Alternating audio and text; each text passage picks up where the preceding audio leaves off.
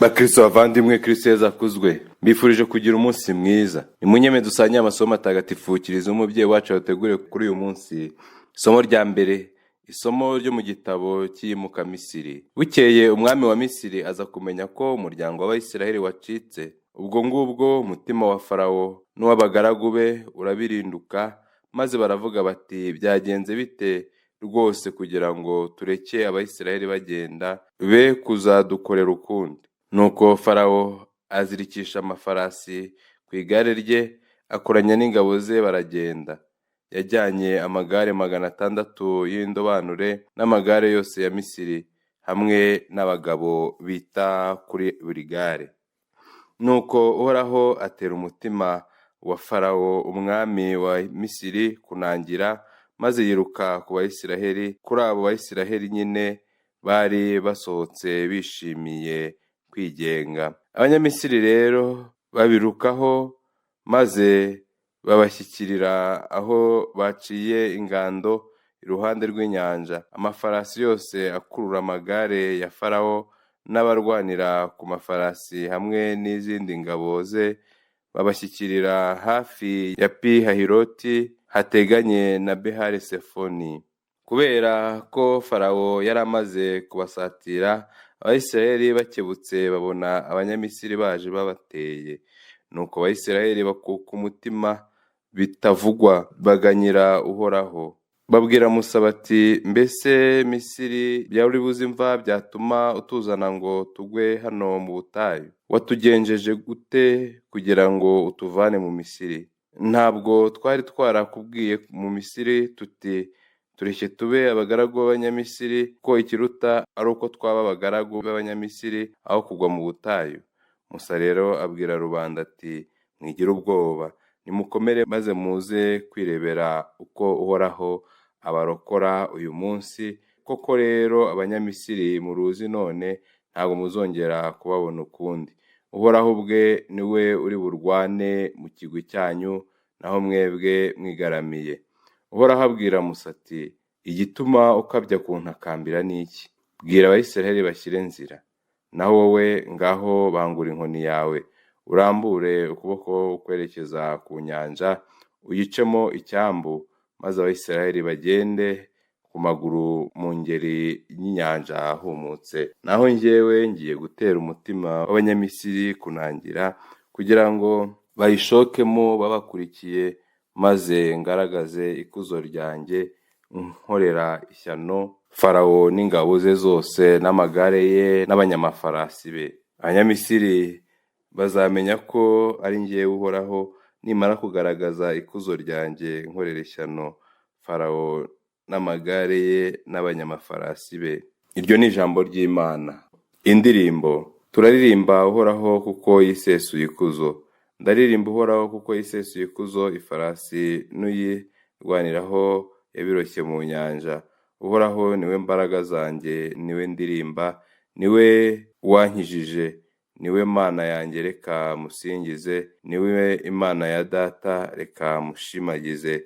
Uhoraho ni intwari ku rugamba, izina rye ni Uhoraho. Amagare ya Farawo hamwe n'ingabo ze yabiroshye mu nyanja. Abanyamafarasi be b'imena bamirwa n'inyanja y'urufunzo, ibizenga by'ikuzimu birabatwikira, barigita mu mazi ikuzimu boshye ibuye.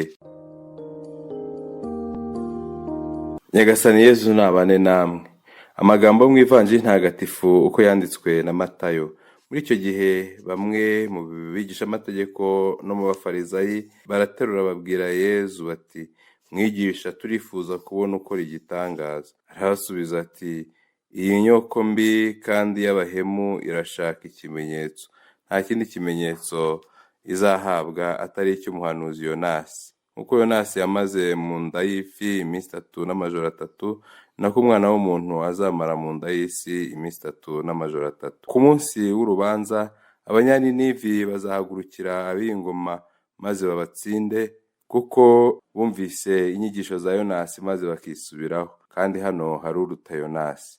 Umwamikazi w'igihugu cy'epfo azahagurukira ab'ingoma kuri uwo munsi w'urubanza maze abatsinde, kuko yaturutse iyo gihera aje kumva ubuhanga bwa Salomoni, kandi hano hari uruta Salomoni. Iyo ni ivanjiri ntagatifu.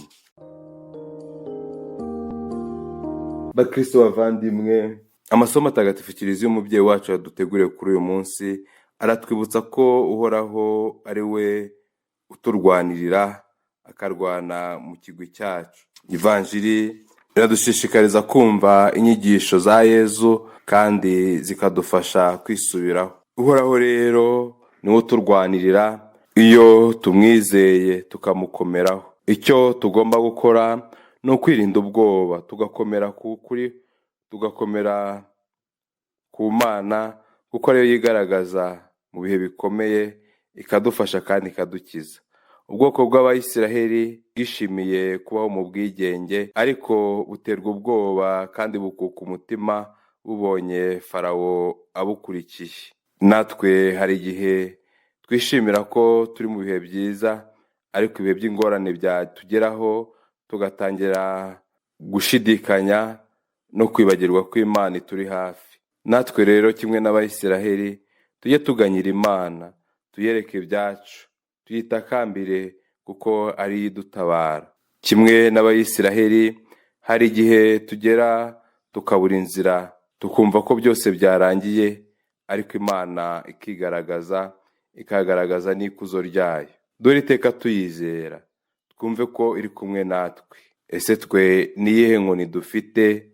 Ni iki dufite Imana yaheraho kugira ngo itwigaragarize, kugira ngo idukize, kugira ngo ituvane mu magorwa? Inkoni yacu iba ukwemera dufite, ukwemera kwacu kujye kudufasha gukora icyo Imana ishaka, kandi kunadutere kubona Imana mu byo tunyuramo byose. Yezu Kristu rero aracyahaba abantu bifuza ikimenyetso cyangwa se igitangaza. Hari abantu bifuza kubona ibitangaza ngo babonereho kwemera, ariko abangaba ntibifuzaga igitangaza byibuze cyabafasha kwemera, ahubwo kwari ukugira ngo bahinyuze Yezu. Yezu Kristu rero adusaba kumva inyigisho ze kandi zikadufasha kwisubiraho no guhinduka. Amagambo ya Kristu ajye arema icyizere mu mitima yacu, ajye aduha imbaraga zo kwanga ikibi kugira ngo dukomere ku cyiza. Duharanire kumva ubuhanga bwa Yezu, ubwo buhanga koko bumurikira ubuzima bwacu, tubereho gusingiza Imana, kuyiramya no kwishimagiza mu buzima bwacu bwa buri munsi. Nyagasani Yezu nabane namwe, ushobora byose kandi akaba na Nyirimpuhwe nabaha umugisha, abarinda bakomeza biteho, abaha amahoro. Imana Data na Mwana na Roho Mutagatifu. Amina.